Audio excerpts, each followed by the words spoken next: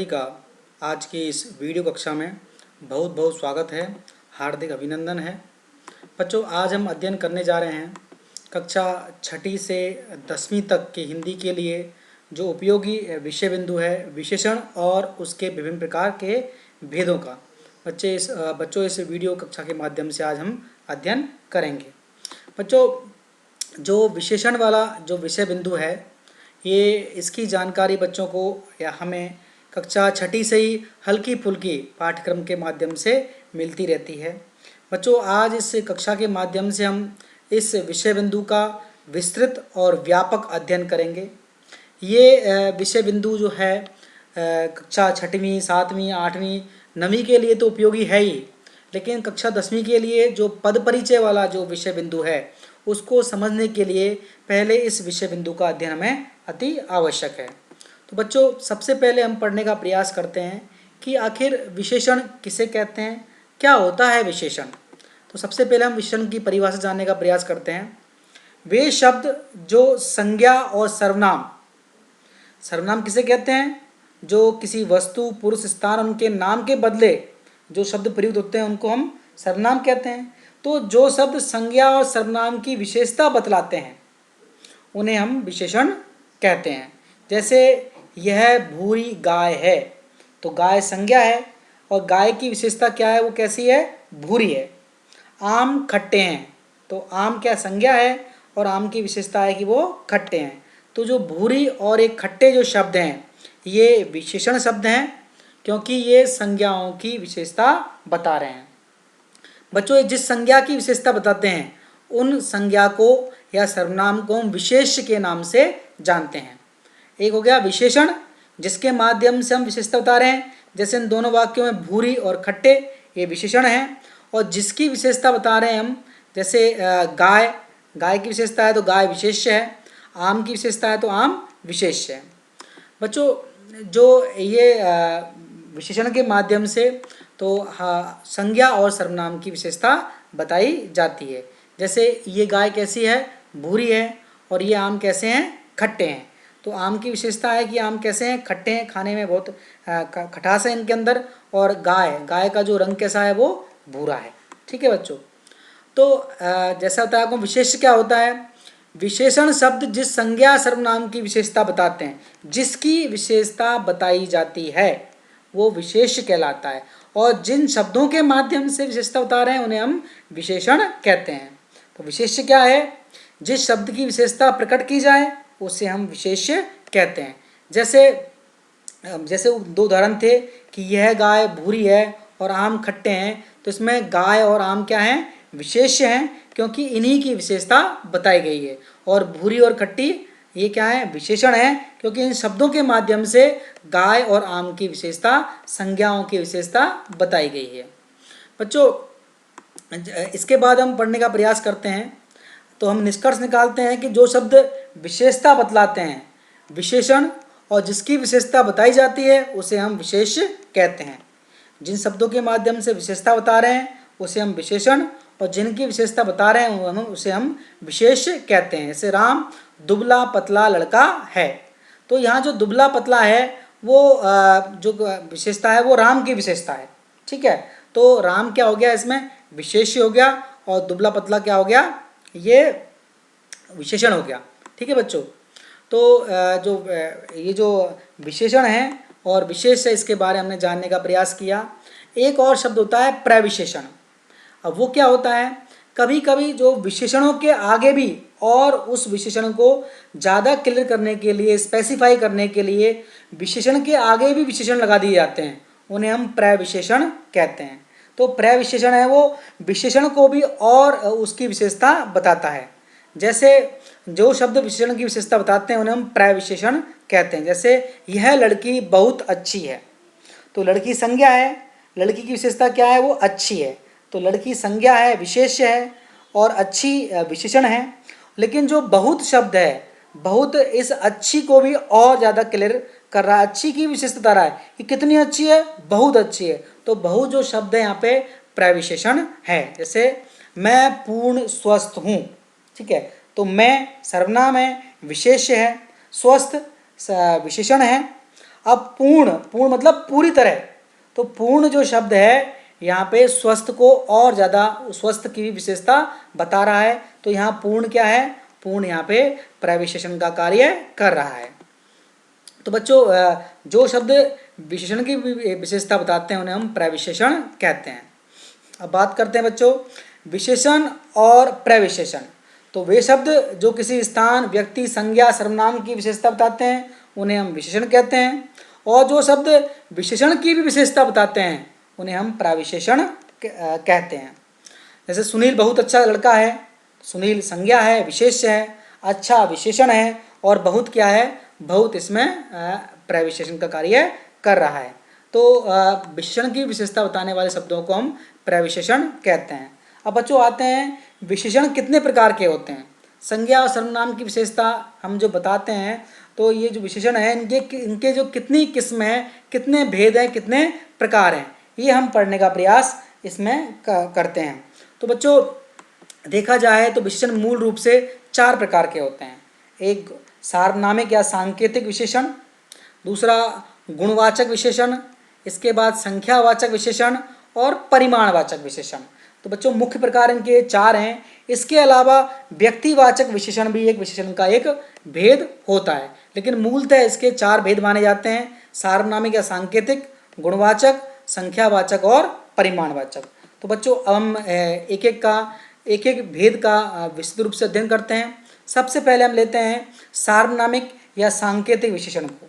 जैसा कि इसके नाम से हमको पता चल रहा है कि जब सर्वनाम विशेषण का काम कर रहा है, जब संकेतवाचक जो सर्वनाम है, जो निश्चयवाचक सर्वनाम है, अनिश्चयवाचक सर्वनाम है, जब सर्वनाम विशेषण का कार्य करते हैं तो वो सार्वनामिक या सांकेतिक विशेषण कहलाते हैं।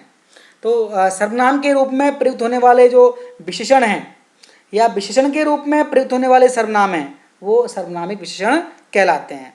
जो शब्द संज्ञा सर्वनाम की ओर संकेत करते हैं या जो शब्द सर्वनाम होते हुए भी किसी संज्ञा से पहले आकर उसकी विशेषताओं को प्रकट करते हैं उन्हें हम संकेतवाचक या सार्वनामिक विशेषण कहते हैं। पर जो पिछले वीडियो के माध्यम से हमने सर्वनाम के बारे में पढ़ लिया है, सर्वनाम 6 प्रकार के हमने पढ़े थे। तो बच्चों जब ये सर्वनाम विशेषण का कार्य करे, संज्ञा से पहले आकर के संज्ञा को स्पेसिफाई करे, उसकी विशेषता बताए, उसकी ओर संकेत करे, तो वो सार्वनामिक या सांकेतिक विशेषण कहलाते हैं। बच्चों अगले जो हम इसके बारे में उदाहरण के माध्यम से हम पढ़ने का प्रयास करें। जैसे अगर हम दूसरे शब्दों में इसको देखने का प्रयास करें कि जिन सर्वनाम शब्दों का प्रयोग संज्ञा के आगे उनके विशेषण के रूप में होता है उन्हें हम सार्वनामिक विशेषण कहते हैं। जैसे वह नौकर नहीं आया, तो नौकर संज्ञा है, संज्ञा के आगे हमने लगाया वह जो पुरुषवाचक सर्वनाम था तो वह लगाया हमने, इस नौकर को स्पेसिफाई किया, वह नौकर। अगर हम इसको बोलते नौकर नहीं आया तो ये सिंपल शब्द हो गया संज्ञा के साथ में, लेकिन हमने नौकर के आगे वह लगा दिया तो हमने इस वह सर्वनाम, यहाँ पे जो वह है वो सर्वनाम का काम नहीं कर रहा है बल्कि किसका काम कर रहा है, यहाँ पे वो विशेषण का कार्य कर रहा है।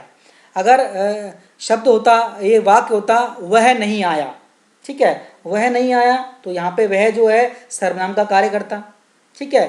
तो नौकर नहीं आया तो यहाँ पे सिंपल वाक्य हो गया, नौकर संज्ञा है। नौकर के स्थान पे अगर हम उसको रिप्लेस करें वह से तो वह नहीं आया, तो यहाँ पे वह जो है सर्वनाम का काम कर रहा है।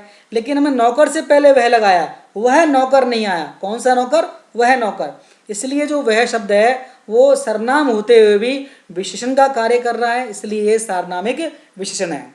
इसी तरह यह घोड़ा अच्छा है, ठीक है, तो हमने यह जो शब्द है ये सर्वनाम है, सर्वनाम के आगे ये जो सर्वनाम है यह निश्चयवाचक सर्वनाम था और इसके आगे हमने जो घोड़ा के आगे, घोड़ा संज्ञा उसके आगे हमने यह लगा दिया, तो कौन सा घोड़ा अच्छा है, यह घोड़ा। तो यह के माध्यम से हम ये जो यह है वो सर्वनाम होते हुए भी यहाँ पे विशेषण का कार्य कर रहा है। अगर इसमें से हम हटा दें यह अच्छा है, ठीक है, तो यहाँ यह सर्वनाम का काम कर रहा है। घोड़ा अच्छा है तो घोड़ा सिंपल संज्ञा है, लेकिन यह घोड़ा अच्छा है, कौन सा घोड़ा, यह घोड़ा, तो हमने घोड़े को स्पेसिफाई किया, संकेत किया इस सर्वनाम के द्वारा, और इस सर्वनाम किसका काम कर रहा है, यहाँ पे विशेषण का कार्य कर रहा है।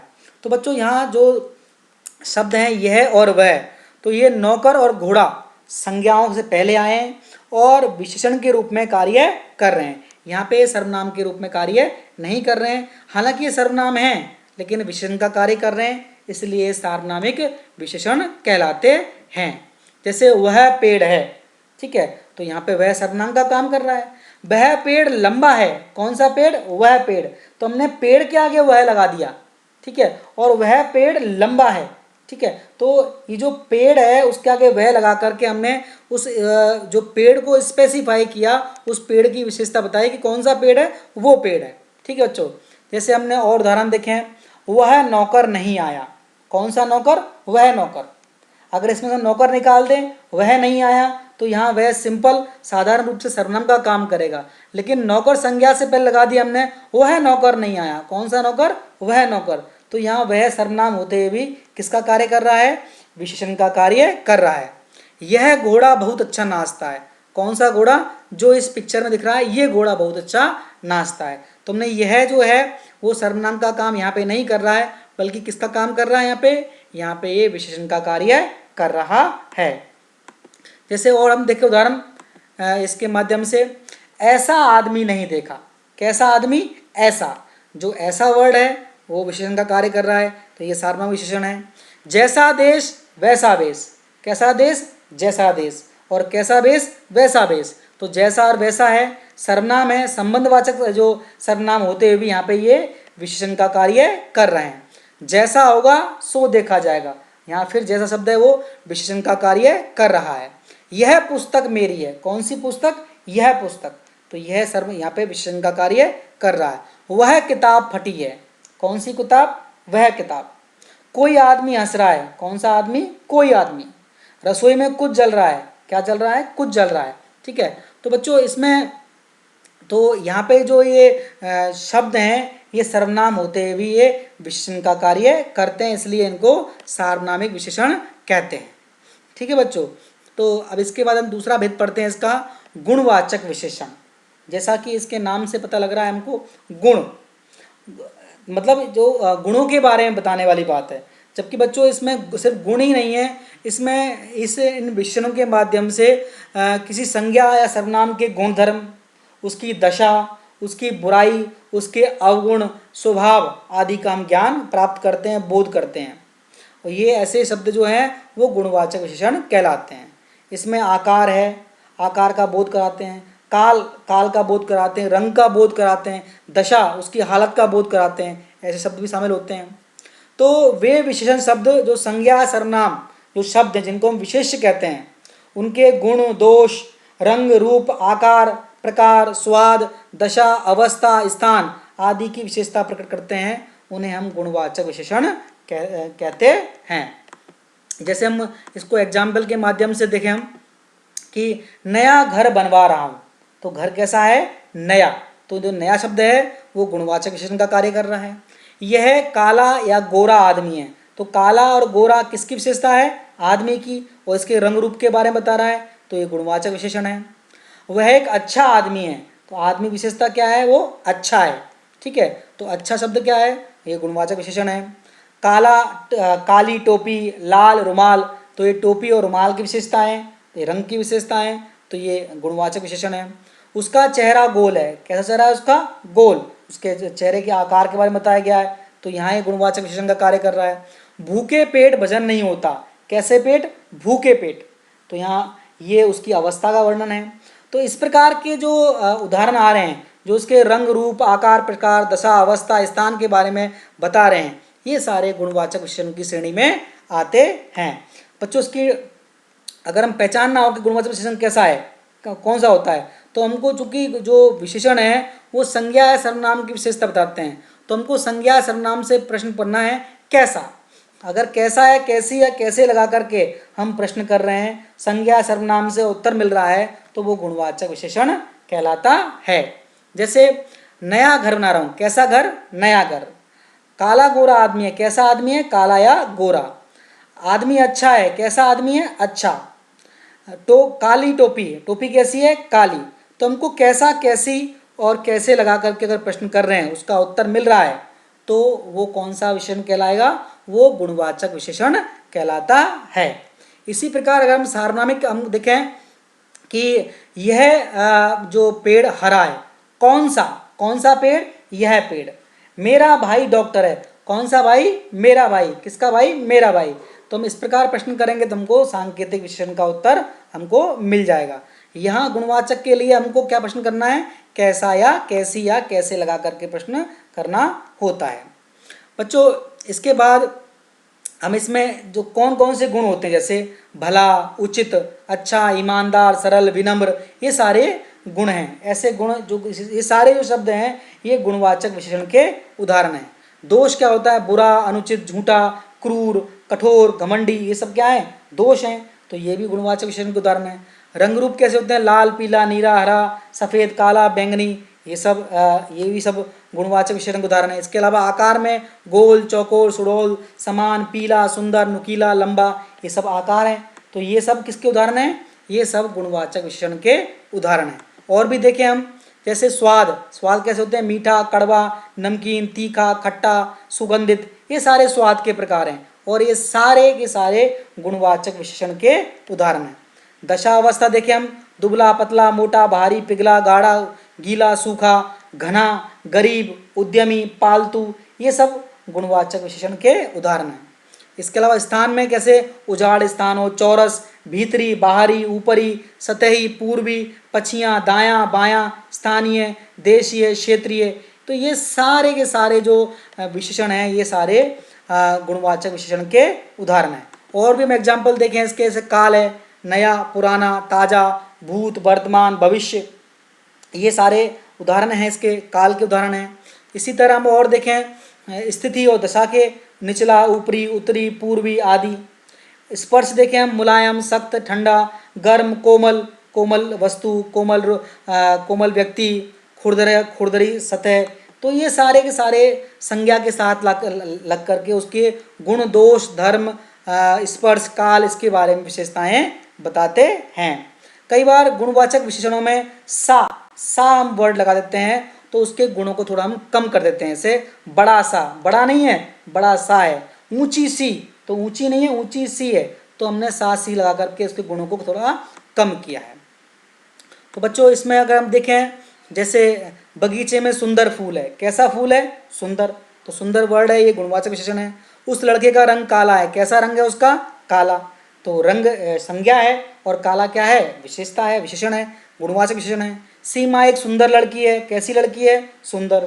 रमेश एक चतुर लड़का है, कैसा लड़का है, चतुर। नेल्सन मंडेला दक्षिण अफ्रीका के प्रसिद्ध स्वतंत्रता सेनानी एवं राष्ट्रपति थे, कैसे थे वो, प्रसिद्ध थे। तो ये सब किसके उदाहरण हैं, गुणवाचक विशेषण के। बच्चों हम आगे देखें संख्यावाचक विशेषण। तो संख्यावाचक विशेषण क्या होता है, जैसा कि नाम से पता लग रहा है हमको, संज्ञा की क्वांटिटी के बारे में बताएगा, नंबर्स के बारे में बताएगा कि संज्ञा कितने नंबर्स में है। तो वे शब्द जो संज्ञा सर्वनाम की संख्या का बोध कराते हैं वो संख्यावाचक विशेषण कहलाते हैं। जैसे चौथा खंबा, खंबा कौन सा है, चौथा। पांचवी कक्षा, कक्षा कौन सी है, पांचवी, ठीक है। सात उचक्के, कितने उचक्के हैं, सात, ठीक है। तो इसमें ये किसका काम कर रहा है, संख्या उतारने का काम कर रहा है। और सबसे महत्वपूर्ण बात क्या है बच्चों, जैसे हमने पिछले वीडियो में पढ़ा था कि संज्ञाएं काउंटेबल होती हैं और अनकाउंटेबल होती हैं। तो संख्यावाचक विशेषण कहाँ लगेगा, वो काउंटेबल नाउन के आगे ही लगेगा, क्योंकि काउंटेबल नाउन होगी तो उसे तभी हमें उनकी संख्या का पता चल पाएगा। अगर जो संज्ञा अनकाउंटेबल होगी तो उसको हम गिन नहीं पाएंगे। इसलिए संख्यावाचक विशेषण सिर्फ और सिर्फ काउंटेबल नाउन के आगे लगता है। तो बच्चों मैं आपको इसलिए बता रहा हूँ ये वाली बात, क्योंकि संख्यावाचक विशेषण और अगला जो भेद पढ़ेंगे हम परिमाणवाचक विशेषण, दोनों बिल्कुल समान हैं, दोनों में कोई अंतर नहीं, दोनों में सिमिलर समान टाइप के जो विशेषण शब्दों का इस्तेमाल होता है। सिर्फ और सिर्फ हमको उसकी संज्ञा देखनी है, उसमें संज्ञा यदि काउंटेबल है उसके आगे लगा हुआ है तो वो संख्यावाचक विशेषण हो जाएगा, और यदि संज्ञा यदि अनकाउंटेबल है उसके आगे कोई विशेषण लगा हुआ है जो गिनने वाला लगा हुआ है तो वो परिमाणवाचक विशेषण हो जाएगा। जैसे हम एग्जाम्पल के माध्यम से देखें, बढ़ई गिरी के निम्नलिखित औजार भी होने चाहिए। ये एक जो पाठ है जो आश्रम का अनुमानित व्यय, उससे ये लिया गया है, कक्षा 8 का पाठ था ये। 5 हथौड़े, 3 वसूले, 5 छोटी हथौड़ियाँ, 2 ऐरन, 3 बम, 10 छोटी बड़ी छेनियाँ, 4 रंदे, 1 सालनी, 4 केतियाँ। तो बच्चों ये जो संज्ञा के आगे शब्द लगे हैं, हथौड़े का आगे 5 लगा हुआ है, वसूले का आगे 3 लगे हुए हैं, छोटी जो हथौड़ी के आगे 5 लगा हुआ है। तो जितने भी ये संख्यावाची शब्द हैं ये सारे संख्यावाचक विशेषण कहलाएंगे। क्यों कहलाएंगे? क्योंकि इनकी संज्ञाएं देखें हम।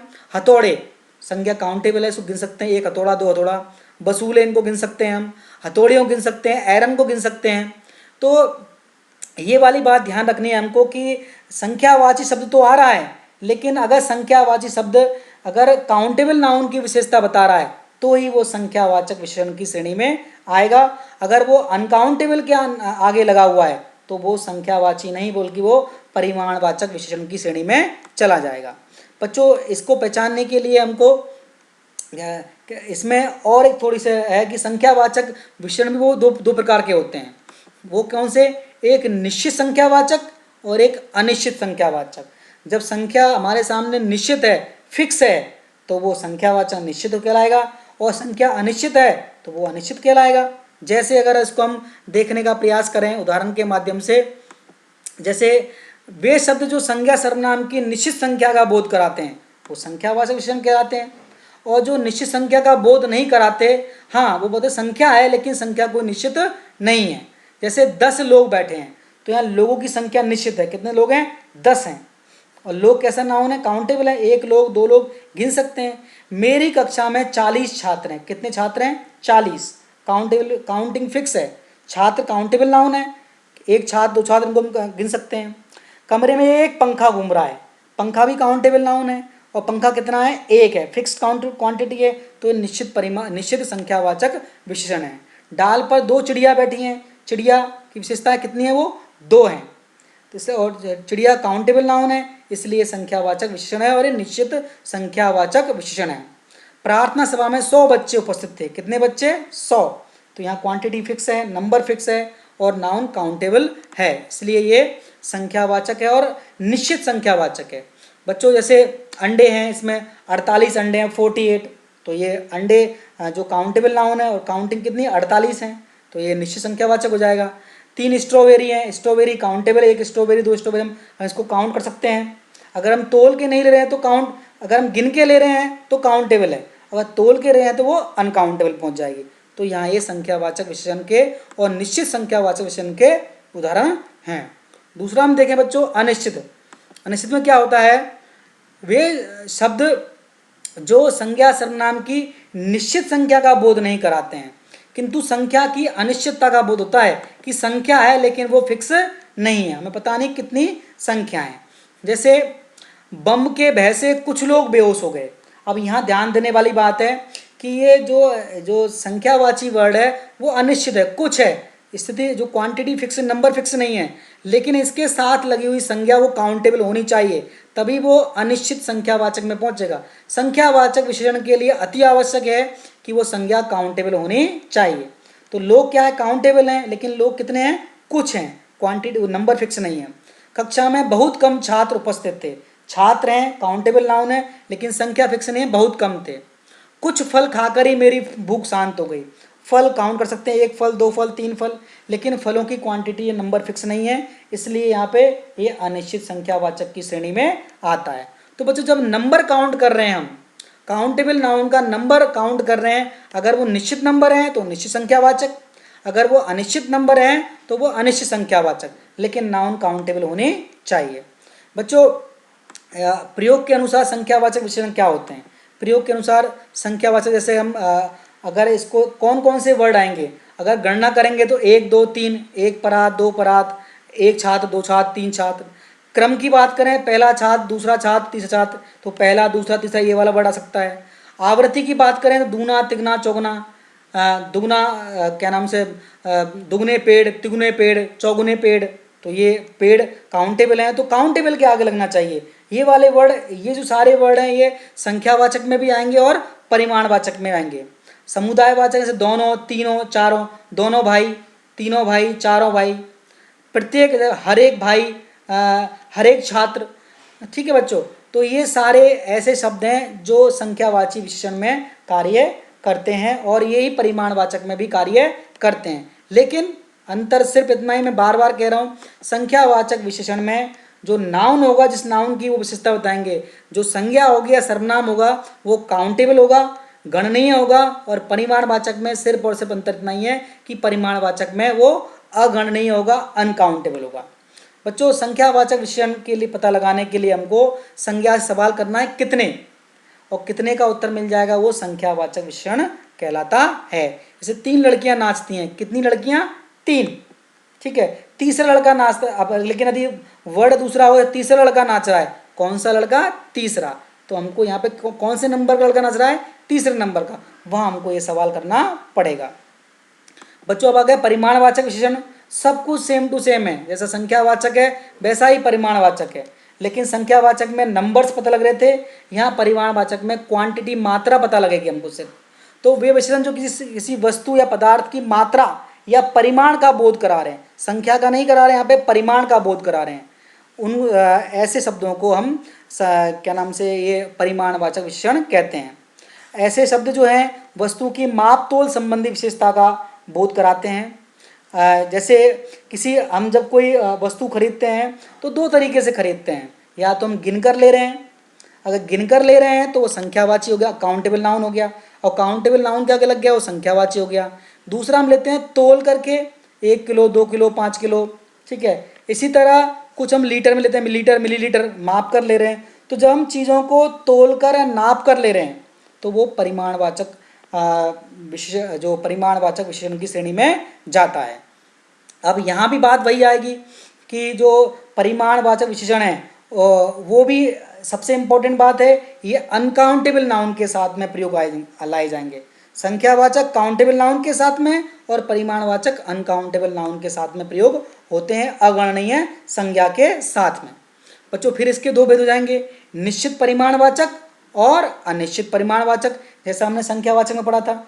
अब यहाँ पे क्या होगा कि जो अनिश्चित कहाँ होगा कि जब किसी वस्तु की मात्रा फिक्स होगी तो वहाँ निश्चित परिमाणवाचक हो जाएगा, जैसे 1 किलो 2 किलो 3 किलो 5 किलो। और अगर उसकी मात्रा फिक्स नहीं है, अनिश्चित है, तो वहाँ पर जैसे कि कुछ दूध, ठीक है, कुछ फल, सॉरी कुछ दूध कुछ चीनी, ठीक है, तो वो अनिश्चित परिमाणवाचक हो जाएगा। बस ध्यान रखने वाली बात है कि संज्ञा अनकाउंटेबल होनी चाहिए। तो जो विशेषण शब्द किसी वस्तु की निश्चित मात्रा का ज्ञान करा रहे हैं वो निश्चित परिमाणवाचक विशेषण कहलाते हैं। जैसे 2 सेर घी, 10 हाथ जगह, 4 गज कमल मलमल, 4 किलो चावल, 1 किलो चीनी, 5 लीटर दूध। तो ये सारी चीज़ें हम नाप करके या तोल करके ले रहे हैं। तो जिन चीज़ों को हम नाप करके या तोल के लेते हैं वो सारी चीज़ें परिमाणवाचक के अंतर्गत आती हैं, और ऐसी जो संज्ञाएं हैं वो अनकाउंटेबल संज्ञाओं के साथ में ये लगे होते हैं। बच्चों हम दूसरा पढ़े, जैसे कि दूध वाले के पास 10 लीटर दूध है, तो 10 लीटर ये परिमाणवाचक, निश्चित परिमाणवाचक है क्योंकि फिक्स है, इसकी निश्चित है 10 लीटर है। 5 लीटर दूध चाहिए, 5 लीटर, 7 लीटर, 3 लीटर, ये सारे निश्चित परिमाण है इसका हमारे पास।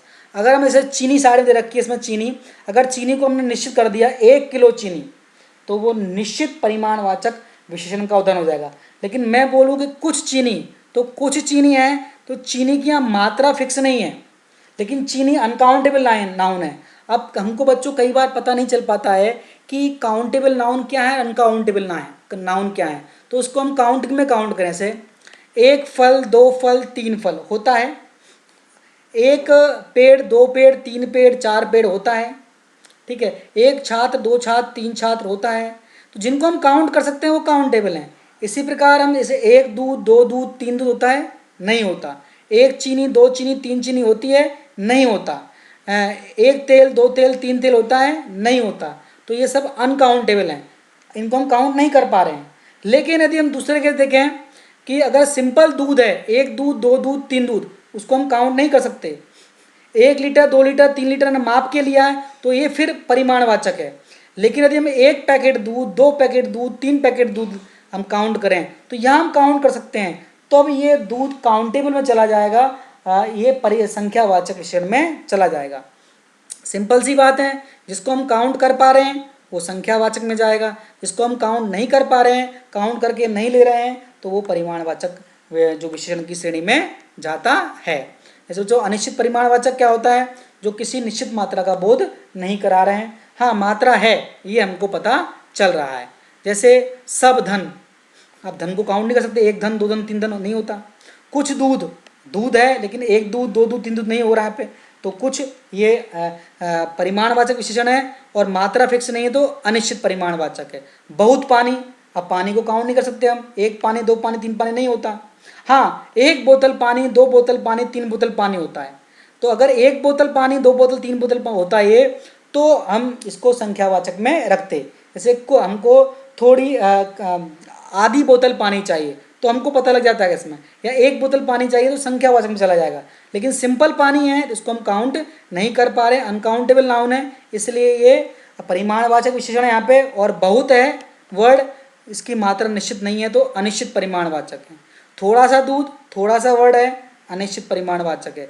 थोड़ा नमक हम काउंट नहीं कर पाएंगे, नमक को 1 नमक 2 नमक 3 नमक होता है, नहीं होता, तो ये अनिश्चित परिमाणवाचक विशेषण का उदाहरण है। हाँ अगर नमक को हम पैकेट पे लें, 1 पैकेट नमक 2 पैकेट नमक 3 पैकेट नमक, तब इसको काउंट करेंगे तो ये संख्यावाचक में चला जाएगा। लेकिन नमक को यदि हम तोल के लें 1 किलो नमक 2 किलो नमक 3 किलो नमक, तो ये फिर निश्चित परिमाणवाचक विशेषण की श्रेणी में कार्य करेगा। बच्चों एक और इसका उदाहरण बताता हूँ, व्यक्तिवाचक विशेषण। क्या होता है कि जो विशेषण व्यक्तिवाचक संज्ञाओं से बनते हैं, प्रॉपर नाउन से बनाए जाते हैं, उन्हें हम व्यक्तिवाचक विशेषण कहते हैं। जैसे इलाहाबाद, इलाहाबाद किसी निश्चित स्थान का नाम है तो इलाहाबाद से बना इलाहाबादी, ठीक है। जयपुर से जयपुरी, बनारस से बनारसी, हैदराबाद से हैदराबादी। तो ये जो व्यक्तिवाचक संज्ञाओं से बने हैं, इसलिए इन्हें हम व्यक्तिवाचक विशेषण कहते हैं। जैसे 1.5 किलो रुई से बनती है जयपुरी रजाई, रजाई कौन सी है, जयपुरी, तो जयपुर वर्ड से हमने बनाया जयपुरी। तो जयपुरी जो वर्ड है रजाई की विशेषता है, कौन सी रजाई है, जयपुरी। तो ये यहाँ पे ये व्यक्तिवाचक विशेषण का कार्य कर रहा है। जैसे यहाँ दुकान रखा हो इलाहाबादी पान, इलाहाबादी पान, तो इलाहाबादी जो वर्ड है इलाहाबाद से बना हुआ है, और तो ये इलाहाबादी वर्ड है, ये व्यक्तिवाचक विशेषण कहलाता है। बच्चों इसके बाद हम अब देखते हैं कि विशेषण और विशेष में क्या संबंध होता है। जैसा हमने बताया कि जो विशेषण है वो संज्ञा सर्वनाम की विशेषता बताता है, और जिस संज्ञा सर्वनाम की विशेषता बताई जा रही है उसे हम विशेष्य कहते हैं। विशेष देखा जाए तो ये संज्ञा सर्वनाम ही होता है। अगर देखें बच्चों हम विशेष ये जो होते हैं किस तरह से सेंटेंस में वाक्यों में आते हैं, ये 2 प्रकार से प्रयोग में लाए जाते हैं। या तो विशेष विशेषण होता है या विधेय विशेषण होता है। जैसे बच्चों अगर इसको हम देखें, क्या मतलब है इसका, कि जब विशेषण विशेष के पहले आए, जैसे काला कपड़ा, तो कपड़ा विशेष है तो कपड़े से पहले काला वर्ड आ गया, तो ये कौन सा कहलाएगा, ये विशेष विशेषण कहलाएगा, जो विशेष से पहले लगा हुआ है। सुनीत चंचल बालक है तो बालक से पहले चंचल आया। सुनीता सुशील लड़की है, लड़की की विशेषता है वो सुशील है, ठीक है। तो जब विशेषण जो है विशेष से पहले लग जाता है तो उसे हम विशेष विशेषण कहते हैं। और जब विशेषण जो है वो संज्ञा और क्रिया के बीच में आ रहा है, जो विशेष्य और क्रिया के बीच में आता है, उसे हम विधेय विशेषण कहते हैं। जैसे मेरा कुत्ता काला है, तो यहाँ क्रिया है और कुत्ता है संज्ञा विशेष्य है, इन दोनों के बीच में काला वर्ड आ रहा है तो ये काला विधेय विशेषण का कार्य कर रहा है। मेरा लड़का आलसी है, क्रिया है और संज्ञा विशेष है लड़का, इनके बीच में आलसी आ रहा है तो आलसी शब्द जो है ये विधेय विशेषण कहलाता है। बच्चों कुछ और हम जानकारी प्राप्त करें विशेषण के संबंध, चूंकि हमको आगे पद परिचय भी पढ़ना है इसका, तो विशेषण के लिंग वचन जो होते हैं वो विशेष के लिंग और वचन के अनुसार प्रयोग में लाए जाते हैं। अगर जैसे हम बोलते हैं लड़का, लड़का काला लड़का और काली लड़की और काले लड़के, तो हमने जब लड़का जो विशेष का हमने लिंग बदला, लड़का को लड़की किया तो विशेषण का काला का काली हुआ। उसका वचन बदला हमने, बच्चा लड़का का लड़का एक वचन लड़की एक वचन है, और लड़के का हमने बहुवचन बनाया तो विशेष भी काले बहुत सारे हो गए।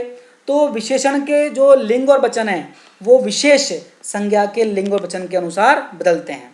जैसे अच्छे लड़के पढ़ते हैं तो लड़के बहुवचन हैं इसलिए अच्छे आ गया। आशा भली लड़की है, भली आया क्योंकि लड़की एक वचन है और स्त्रीलिंग है तो भली हो गया। राजू गंदा लड़का है, लड़का एक वचन पुल्लिंग है तो इसके लिए गंदा वर्ड आया, गंदी नहीं आया, गंदे नहीं आया। ठीक है, तो जो विशेषण के लिंग और वचन है वो विशेष के लिंग और वचन के अनुसार परिवर्तित होते हैं। बच्चों यदि एक ही विशेषण के अनेक विशेष हों किसी वाक्य में, तो जो विशेषण के लिंग और वचन जो बिल्कुल जो विशेषण के पास वाला जो विशेष है उनके अनुसार उसका निर्धारण होता है। जैसे नए पुरुष, ठीक है, और नारियां, ठीक है, तो पुरुष के हिसाब से नया आया। नई धोती और कुर्ता, तो धोती जो है एक वचन स्त्रीलिंग है, इसके लिए नया आया, नई वर्ड इस्तेमाल हुआ। अगर ये कुर्ता के पास लगाते हम, धोती और नया कुर्ता हो जाता, क्योंकि कुर्ता एक वचन पुल्लिंग हो जाता। चूंकि ये जो विशेषण लगा है नई, ये धोती के पास लगा हुआ है, तो धोती के अनुसार इसका जो लिंग और वचन इसका निर्धारण हुआ है। बच्चों और हम इसके बारे में थोड़ी और जानकारी हासिल करने का प्रयास करें कि विशेषण की अवस्थाएं क्या होती हैं, जिसको इंग्लिश में बोलते हैं degrees of adjective. Degree of adjective English में 3 प्रकार की होती हैं, पॉजिटिव डिग्री, कंपैरेटिव डिग्री और सुपरलेटिव डिग्री। ठीक है, जैसे good, better, best. Good positive degree है, बेटर कंपैरेटिव डिग्री है और बेस्ट सुपरलेटिव डिग्री है। इसी प्रकार इंग्लिश में, हिंदी में भी 3 प्रकार की डिग्री होती हैं, 3 प्रकार के स्तर होते हैं, 3 प्रकार की अवस्थाएं होती हैं। एक मूलावस्था जिसको हम बोलते हैं पॉजिटिव, उत्तरावस्था कंपैरेटिव डिग्री और उत्तम अवस्था सुपरलेटिव डिग्री। अब ये क्या होती है बच्चों, इनको थोड़ा सा जानने का प्रयास करें। सबसे पहले बात करें मूलावस्था की, तो जब हम किसी व्यक्ति या वस्तु के सामान्य गुण या दोष या अवस्था बताने का प्रयास कर रहे हैं विशेषणों के माध्यम से, तो वहाँ मूलावस्था होती है। इसमें किसी की तुलना नहीं कर रहे हैं। इस अवस्था में हम किसी विशेषण के गुण या दोष की तुलना किसी दूसरी वस्तु के गुण या दोष से कंपेयर नहीं कर रहे हैं, तुलना नहीं कर रहे हैं। इसलिए यहाँ पे ये मूलावस्था है, उसकी ओरिजिनल अवस्था है। जैसे ऐश्वर्या राय खूबसूरत है, तो यहाँ ऐश्वर्या राय की विशेषता है वो खूबसूरत है, गुणवाचक विशेषण है यहाँ पे, और ये मूलावस्था में यहाँ पे विशेषण हैं। बच्चों जब इसकी हम तुलना करें किसी दूसरे से कि ऐश्वर्या राय सुष्मिता सेन से अधिक खूबसूरत हैं, तो जो हम तुलना करें तो वहाँ पे 2 तरह की तुलना होती हैं। अगर हम इसको हम 2 व्यक्तियों में तुलना कर रहे हैं, 2 या 2 से अधिक व्यक्तियों में, तो उत्तमावस्था है, और जब हम उसको सर्वश्रेष्ठ बता रहे हैं तो उत्तमावस्था पहुँच जाती है। एक उत्तरावस्था जहाँ कंपेयर हो रहा है, एक उत्तम अवस्था होती है, सर्वश्रेष्ठ हम दिखाते हैं उसको। तो बच्चों मूलावस्था में कोई तुलना नहीं होती, बल्कि उसकी सामान्य विशेषता बताई जाती है। लड़का अच्छा है, पेड़ खूबसूरत है, ठीक है, फूल सुंदर हैं, तो ये सब मूलावस्था में चल रहे हैं। बच्चों हम बात करें उत्तमावस्था की। उत्तम अवस्था में क्या होता है, उत्तम अवस्था में विशेषण के माध्यम से जब विशेष के अन्य सभी की तुलना में उसकी हम उसकी तुलना कर रहे हैं, ठीक है, तो जब इसका हम तुलना करते हैं तो वो जो है वो उत्तम अवस्था होती है। यहाँ उसका हम कंपेयर करते हैं, उसको हम एक वस्तु से दूसरी वस्तु की तुलना कर रहे हैं। जैसे हम जब ये जो बच्चों इसमें हम तुलना वाली बात कर रहा हूँ आपको, कि जब 2 विशेषों की तुलना करते हैं, हम तुलना करते हैं तो उसके हम जैसे राम मोहन से अधिक समझदार है, ठीक है, तो यहाँ 2 विशेषों में तुलना की जा रही है कि वो मोहन से अधिक समझदार है, ठीक है। यहाँ उसको सर्वश्रेष्ठ नहीं बता रहे हैं बच्चों। ये जो स्लाइड में ये बाई मिस्टेक उत्तरावस्था आ गई है, यहाँ पे उत्तम ये जो सही है, इसमें उत्तरावस्था ही है इसमें, कि जब 2 वस्तुओं की तुलना कर रहे हैं हम और उसको सर्वश्रेष्ठ नहीं बता रहे हैं, हम सिर्फ तुलना कर रहे हैं कि वो राम मोहन से अधिक समझदार है, कंपेयर कर रहे हैं, ठीक है, तो ये उत्तरावस्था है उसकी। जैसे इंग्लिश में बोलते हैं he is more beautiful then Ram, ठीक है, तो हम मोर वाली बात है यहाँ पे कि हम राम मोहन से अधिक सुंदर है। राम इज़ मोर इंटेलिजेंट या मोर इंटेलिजेंट देन मोहन, ठीक है, तो यहाँ उत्तरावस्था है, हम उसकी तुलना दूसरे व्यक्ति से कर रहे हैं और उसको हम एक क्या बोलते हैं, उसको हम उससे बेहतर बता रहे हैं। बच्चों तीसरी बात होती है इसमें उत्तम अवस्था की, जो पिछली स्लाइड में थी हमारी। उत्तम अवस्था में क्या होता है कि जब विशेष को सभी विशेषों से सर्वश्रेष्ठ दिखा रहे हैं, हम उत्तम दिखा रहे हैं, सुपरलेटिव डिग्री दिखा रहे हैं, तो वहाँ उत्तम अवस्था आती है। जैसे हमारे कॉलेज में नरेंद्र सबसे अच्छा लड़का है, ठीक है, तो सबसे अच्छा, बेस्ट, सुपरलेटिव बात कर रहे हैं, तो ये उत्तम मतलब पीक, बिल्कुल टॉप, तो वो उत्तम अवस्था है इसमें। ठीक है बच्चों, दूसरी तरह से हम देखें, इसका रिविजन करें। मूलावस्था, जैसे राम अच्छा लड़का है या नरेंद्र अच्छा लड़का है, ये मूलावस्था है। उत्तरावस्था की बात करें, नरेंद्र मोहन से अधिक अच्छा है, तो हमने नरेंद्र मोहन में तुलना की, उसको नरेंद्र को मोहन से अधिक जो है वो अच्छा दिखाया बताया है। तो यहाँ उत्तरावस्था है, उत्तरावस्था कंपेरेटिव डिग्री। लेकिन हम कहें नरेंद्र सबसे अच्छा लड़का है, ठीक है, तो वहाँ वो उत्तम अवस्था पीक पॉइंट पे पहुँच जाएगा। ठीक है, जैसे गुड, बेटर और बेस्ट। गुड मूलावस्था है, बेटर उत्तरावस्था है और बेस्ट उत्तम अवस्था है। ठीक है बच्चों, अच्छा, अधिक अच्छा और सबसे अच्छा। अच्छा मूलावस्था है, अधिक अच्छा उत्तरावस्था है और सबसे अच्छा वो जो है वो उत्तमावस्था है। तो बच्चों, उम्मीद है इस वीडियो के माध्यम से जो आपको मैंने विशेषण के बारे में जो जानकारी प्रदान की है, उसकी परिभाषा के बारे में, उसके भेदों के बारे में, उसकी अवस्थाओं के बारे में, ये जानकारी आपके लिए उपयोगी साबित होगी, ऐसी मेरे को उम्मीद है। बच्चों, आपको इस वीडियो को देखने के लिए आपका बहुत बहुत आभार, बहुत बहुत धन्यवाद।